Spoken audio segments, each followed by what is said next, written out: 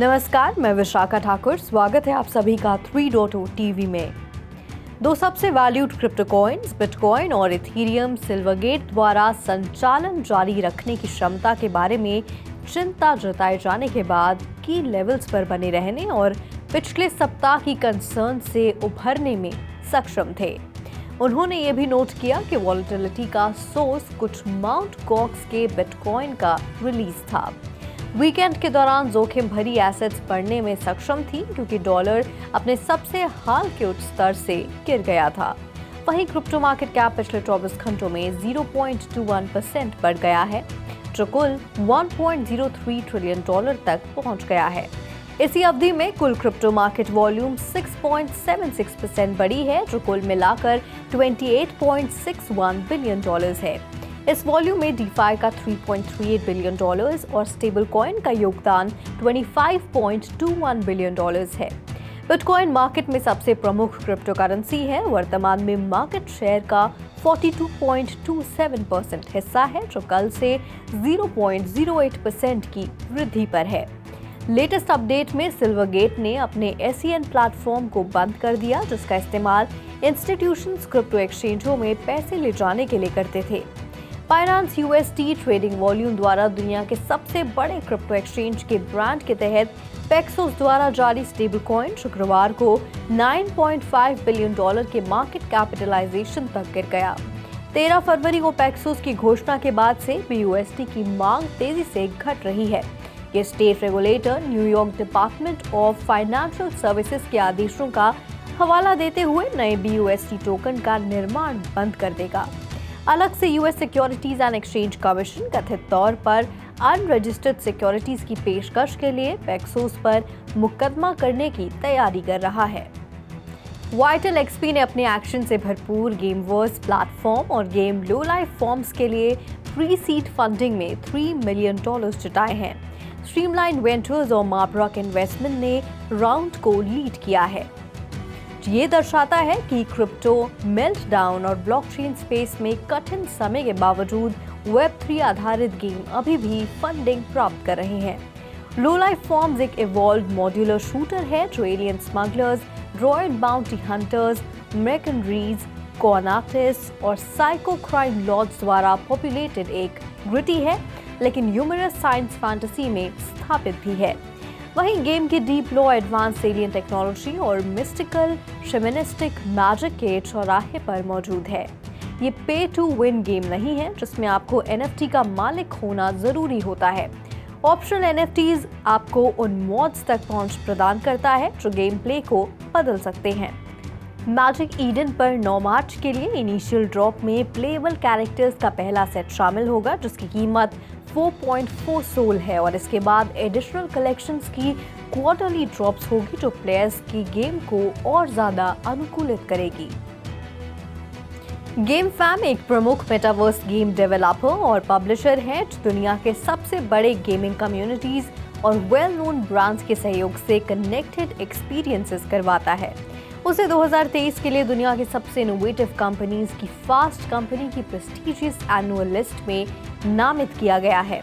इस वर्ष की लिस्ट उन कंपनियों पर फोकस्ड है जो अपने रिस्पेक्टिव इंडस्ट्रीज में सबसे आगे हैं और फ्यूचर इनोवेशंस का मार्ग भी प्रशस्त कर रही हैं। गेम फैम चुनी गई अन्य कंपनियों की तरह मॉडर्न एरा की कुछ सबसे बड़ी उपलब्धियों के साथ अचीवमेंट स्थापित कर रही हैं। दुनिया की 50 सबसे इनोवेटिव कंपनीज के अलावा 54 सेक्टर्स और रीजन्स के 540 ऑर्गेनाइजेशंस को मान्यता भी प्राप्त है, जिसमें गेम फैम प्रतिष्ठित गेमिंग कैटेगरी में 7वें स्थान पर है।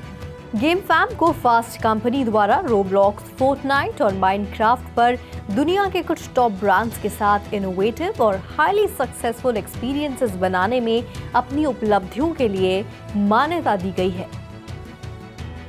वार्नर ब्रदर्स डिस्कवरी स्पोर्ट्स के साथ इम्यूटेबल एक्स की पार्टनरशिप को मोबाइल Web3 गेम ब्लॉकलीड गोल्फ के लिए अपना ब्लॉकचेन प्लेटफॉर्म प्रदान करके विस्तारित किया गया है। वार्नर ब्रदर्स डिस्कवरी स्पोर्ट्स द्वारा बनाया गया गेम प्लेयर्स को एक तरह के NFT बेस्ड वर्चुअल गोल्फर्स को इकट्ठा करने, ट्रेन करने और ट्रेड करने की अनुमति देता है। ब्लॉकलीड गोल्फ के एक इंटरैक्टिव मोबाइल गोल्फ गेम है जिसमें प्लेयर्स एक गोल्फर चुनते हैं और डायनामिक कोर्सेज पर हेड टू हेड मैचेस या टूर्नामेंट्स में compete करते हैं। इसका play and earn model game को अलग करता है और प्लेयर्स को यूनिक NFT बेस्ड एवटार्स को इकट्ठा करने और ट्रेन करने और ट्रेड करने या दूसरों के साथ compete करने की अनुमति देता है। प्लेयर्स अपने Web3 एथलीट्स को मैनेज कर सकते हैं जिन्हें ब्लॉकलेट्स के रूप में जाना जाता है और इसके साथ ही एट्रीब्यूट लेवल्स को बढ़ाकर अपने टारगेट्स को प्राप्त कर सकते हैं जिसका इन गेम परफॉर्मेंस के आधार पर यूटिलिटी और वैल्यू पर सीधा प्रभाव पड़ता है। भारतीय रिजर्व बैंक के एग्जीक्यूटिव डायरेक्टर अजय कुमार चौधरी के अनुसार डिजिटल रुपए भारत की नई लॉन्च की सेंट्रल बैंक डिजिटल करेंसी का अब ऑफलाइन कार्य क्षमता के लिए परीक्षण किया जा रहा है। 25 फरवरी तक होलसेल CBDC के माध्यम से लगभग $134 मिलियन और 800,000 ट्रांजैक्शंस पूरे किए जा चुके थे। इस प्रगति के आधार पर चौधरी ने कहा कि RBI CBDC की ऑफलाइन कार्य क्षमता की जांच कर रहा है। उन्होंने CNBC TV 18 को बताया कि RBI क्रॉस बॉर्डर ट्रांजैक्शंस और अदर कंट्रीज में लेगेसी सिस्टम के साथ इंटीग्रेशन करने के लिए CBDC की क्षमता का आकलन कर रहा है। उन्होंने ये भी कहा कि हम उत्सुकता से CBDC में प्राइवेट सेक्टर और फिनटेक की पार्टिसिपेशन की प्रतीक्षा कर रहे हैं। हम उनके कंट्रीब्यूशन की अपेक्षा करते हैं, खासकर ऑफलाइन और क्रॉस बॉर्डर CBDC ट्रांजैक्शंस में। इसके अलावा RBI की ओर से बोलते हुए चौधरी ने कहा कि CBDC जल्द ही एक्सचेंज का माध्यम बन जाएगा और साथ ही अनोनिमिटी सहित फिजिकल करेंसी की सभी फीचर्स की आवश्यकता भी होगी। क्रिप्टो बैंक सिल्वरगेट ने 3 मार्च को घोषणा की कि वह अपनी डिजिटल एसेट के पेमेंट नेटवर्क को बंद कर रहा है। टर्मिनेशन का दावा एक रिस्क बेस्ड डिसीजन है। संभावित बैंक्रप्सी की आशंका के कारण पिछले 5 दिनों में बैंक के स्टॉक में 59% से ज्यादा की गिरावट के बाद ये कदम उठाया गया है। उसी दिन यूनाइटेड स्टेट्स के जज माइकल बी कैपलिन ने फैसला सुनाया कि सिल्वरगेट को ब्लॉकफाई द्वारा डिपॉजिट किए गए $9 मिलियन वापस करने चाहिए। ब्लॉकफाई के रिस्ट्रक्चरिंग एडवाइजर की वेबसाइट पर पोस्ट किए गए दस्तावेजों के अनुसार कोर्ट ने दोनों कंपनियों के बीच नवंबर 2022 के समझौते के बाद बैंक को तुरंत फंड्स रिलीज करने का आदेश दिया। सिल्वरगेट ने कथित तौर पर federal home loan bank system से $3.6 बिलियन बोरो किए, जो यूनाइटेड स्टेट्स में 11 रीजनल बैंक्स का एक कंसोर्टियम है और जो दूसरे बैंकों और लेंडर्स को विड्रॉल्स में वृद्धि के प्रभाव को कम करने के लिए फंड्स प्रोवाइड करता है।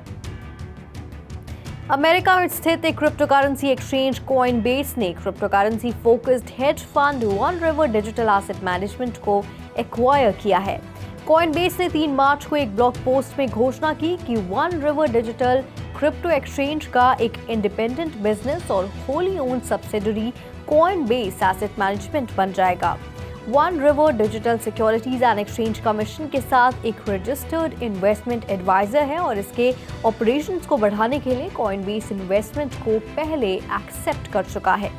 डील के हिस्से के रूप में कॉइनबेस ने कहा कि वन रिवर डिजिटल की टीम क्रिप्टो एक्सचेंज में शामिल होगी और पीटर स्ट्रीट ब्रांडेड कंपनी का नेतृत्व करना जारी रखेंगे। ट्रांजिशन के दौरान एक्सचेंज के अनुसार करंट बिजनेस एक्टिविटीज में मिनिमल डिस्ट्रप्शन होना चाहिए और कॉइनबेस ने सिल्वरगेट के साथ संबंधों को काटने वाली कई क्रिप्टो फर्मों में चार्ज का नेतृत्व किया। रिपोर्ट्स के अनुसार FTX के डिमाइस में एलिजेड इन्वॉल्वमेंट के लिए अमेरिकी न्याय विभाग द्वारा बैंक की जांच की जा रही थी। US securities and exchange commission के एक अधिकारी के अनुसार एजेंसी स्टाफ का मानना है कि Binance.US में एक अनरजिस्टर्ड सिक्योरिटीज एक्सचेंज का संचालन कर रहा है और Voyager डिजिटल द्वारा VGX टोकन की सेल ने फेडरल सिक्योरिटीज लॉ का उल्लंघन किया है।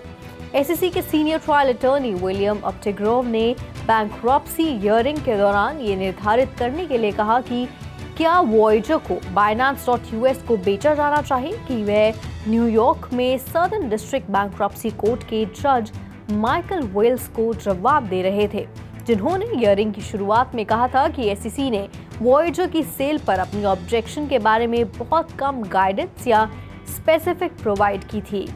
अपटेग्रोव की टिप्पणी एसईसी के चेयर गैरी गैंसलर की एको है, जिन्होंने पहले कहा था कि उनका मानना है कि ज्यादातर क्रिप्टो ट्रेडिंग प्लेटफॉर्म को नेशनल सिक्योरिटीज एक्सचेंज के रूप में रजिस्टर किया जाना चाहिए। उन्हें एजेंसी के डिस्क्लोजर और कंप्लायंस रिजीम के तहत रखा जाना चाहिए।